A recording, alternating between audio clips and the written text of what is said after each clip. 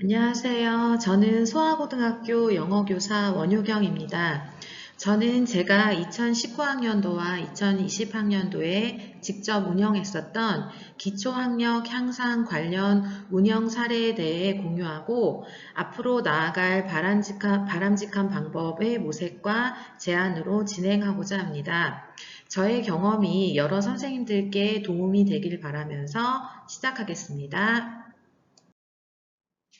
자, 먼저 진행 순서를 살펴보겠습니다.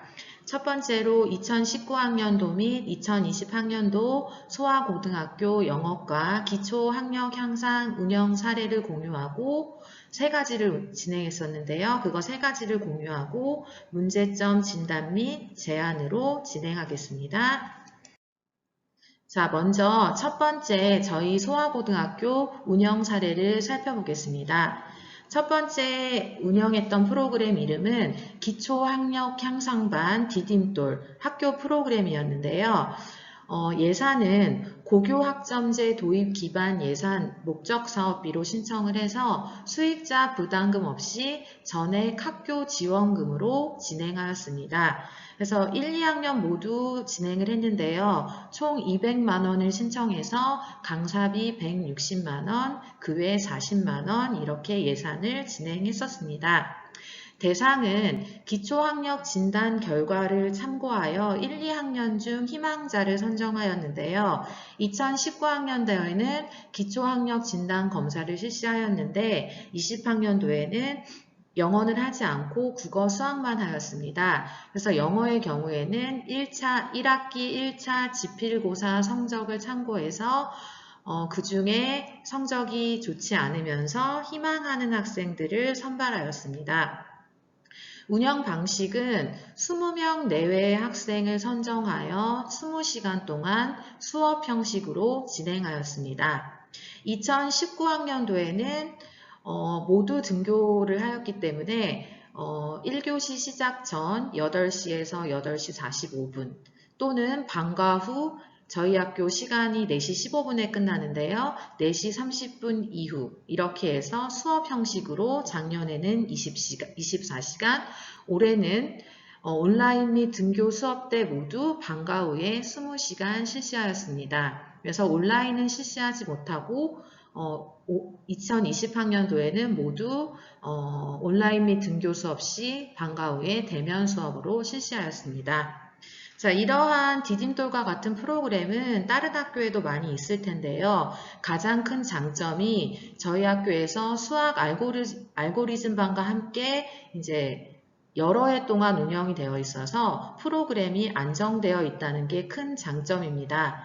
그래서 교사가 바뀌어도 지도교사가 바뀌어도 그 프로그램에 따라 진행을 하면 된다는 장점이 있습니다. 또 한 가지 장점은 강사비가 책정이 되어 있어서 교사가 책임감 있게 지도를 할 수 있다는 것입니다.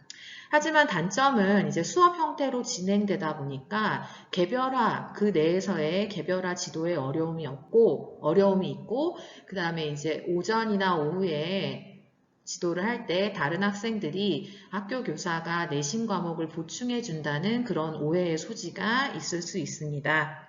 그래서 이러한 프로그램은 다른 학교에서도 많이 있을 텐데요.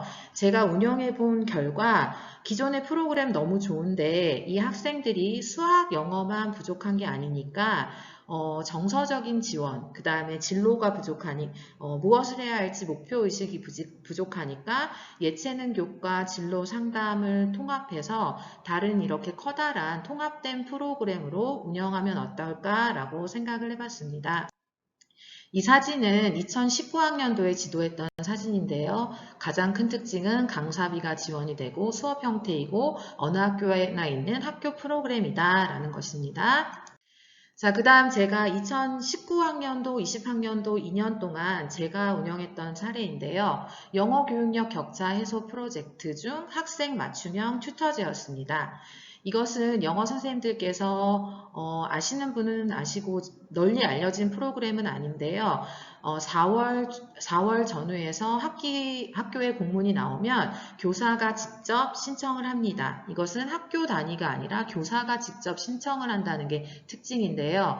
예산은 교사당 올해 같은 경우 100만 원, 작년에는 정확히 기억이 안 나요. 7, 80만 원 정도 나왔거든요. 그러니까 학교 상황에 따라, 교육청에서 교사의 신청 사항에 따라서 융통성 있게 이제 예산이 지원이 되는 것 같습니다.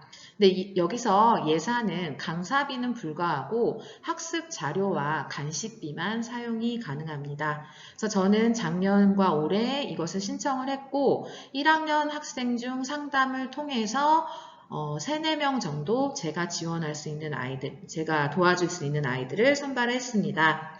근데 공문에 이제 사회적 배려 대상 학생을 포함하라는 내용이 있어서 그 명단을 고려해서 1대1 면담을 통해서 같이 할 아이들을 선정을 했습니다. 운영 방식은 이제 개별 지도, 튜터링 형식으로 했고요. 단순히 영어 학습만 하는 게 아니라 함께 학습 계획도 세우고 그냥 약간의 정서적인 지원과 영어 공부법 안내, 단어 외우기 이런 것들을 했습니다.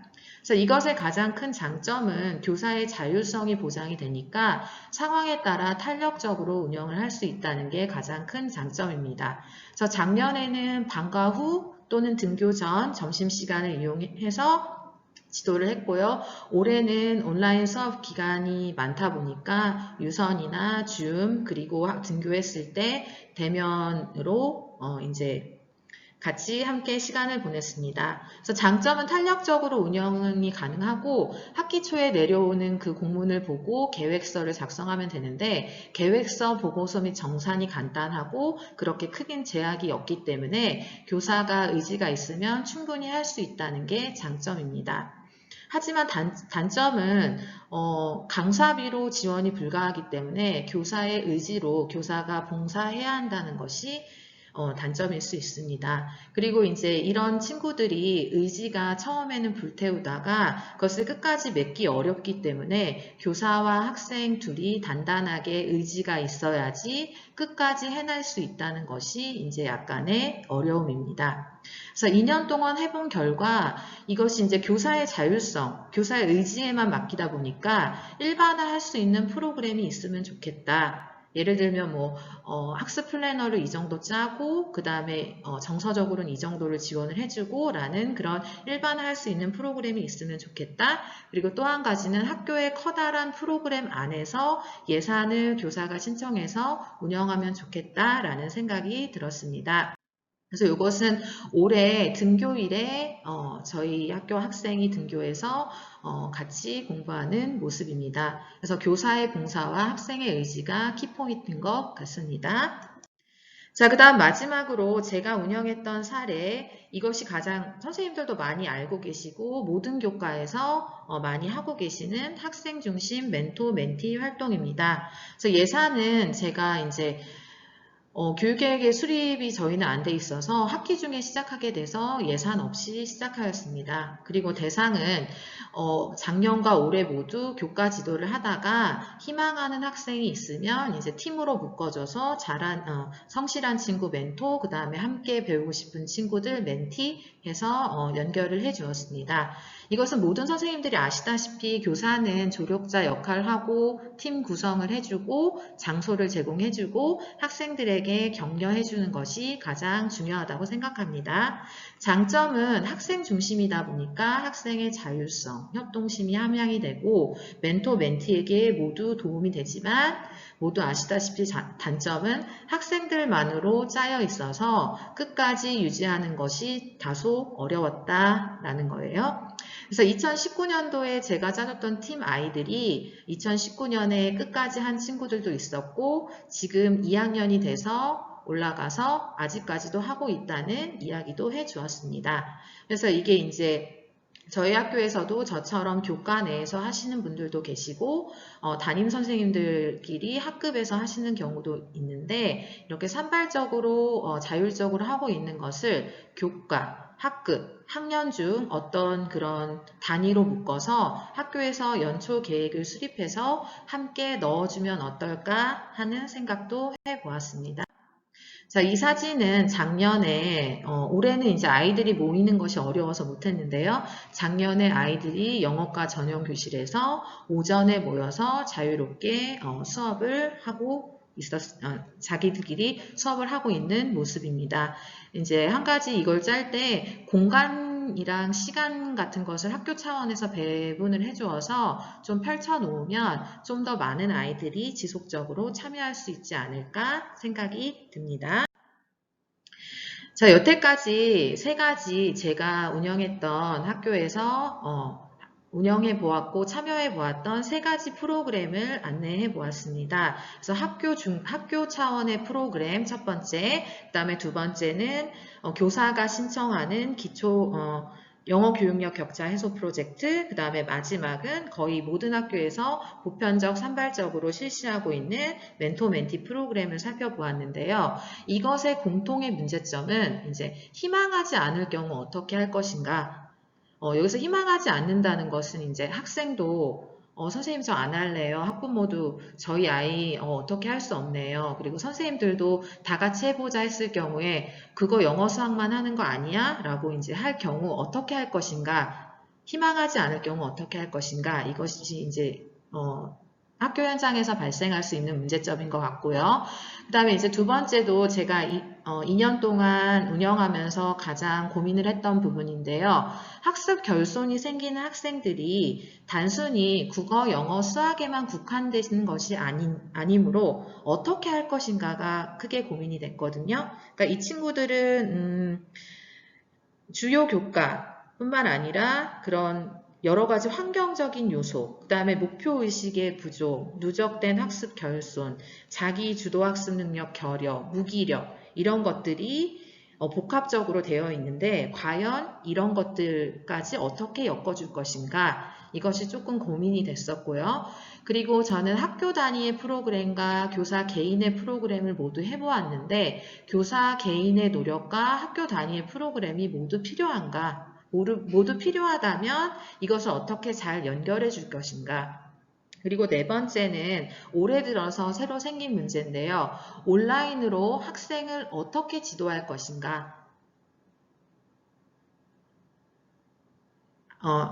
처음에는 이제 온라인으로 수업을 하느라고 방법을 솔직히 못 찾아봤거든요. 그래서 올해는 올해는 이렇게 마무리하고 내년에는 2021학년도에는 온라인으로 학생을 지도해 보는 방법을 어떻게 한번 같이 생각해 보면 좋겠다라는 생각을 했습니다. 그래서 기존의 문제점을 가지고 제가 나름 제안을 한번 적어봤습니다. 첫 번째 이제 제안은 학교 차원에서 기초학력 부진 학생을 위한 학교 차원의 프로그램 개발이 필요하다.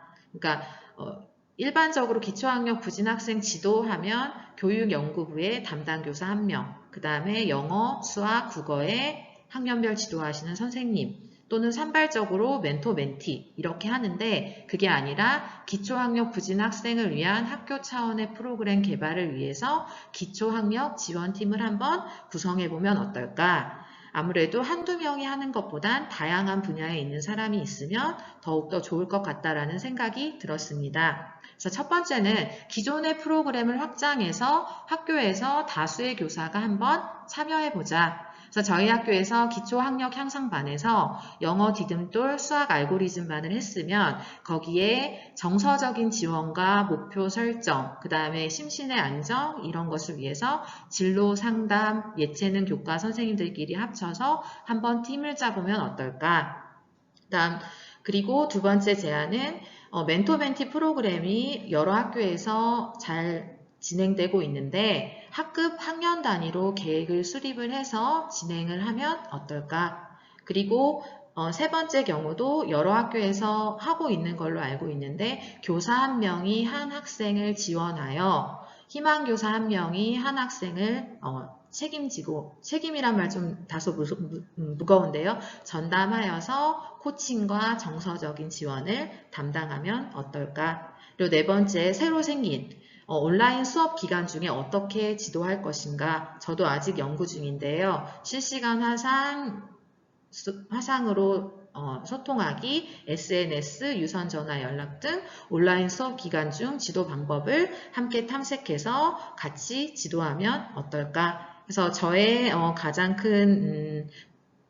가장 효과적일 거라고 생각되는 부분은 전체 학교에서 프로그램 내에서 개별적인 교사가 다 어우러질 수 있게끔 기초학력 지원팀을 꾸려서 함께 나아가면 어떨까? 단순히 업무 담당 교사 그리고 영어 수학 선생님만의 그런 문제가 아니라 여러 분야가 결여되어 있는 친구들에게 다 딛고 갈 수 있도록 팀을 짜주면 어떨까라는 생각을 했습니다. 그리고 이제 교육지원청에서도 온라인 콘텐츠 개발 및 보급을 위해서 노력을 해주시면 좋을 것 같고요. 온라인 교육 콘텐츠를 만들려고 하니까 시간이 너무 많이 걸리더라고요. 그래서 공통적으로 사용할 수 있는 걸 개발 또는 기존의 것을 보급해주면 어떨까. 그다음에 두 번째도 이렇게 열심히 하고 있는 것을 학교끼리 공유를 해서 좋은 것은 함께 할 수 있도록 하는 공유의 장을 1년에 한두 번 만들어 주시면 어떨까. 그다음 세 번째는 지금 많이 노력해 주시고 있는 부분인데요. 기기 지원 같은 거 앞으로도 계속 해주시면 어떨까라는 생각을 했습니다. 그래서 학교 차원과 교육청에 부탁드리는 말씀이었고요.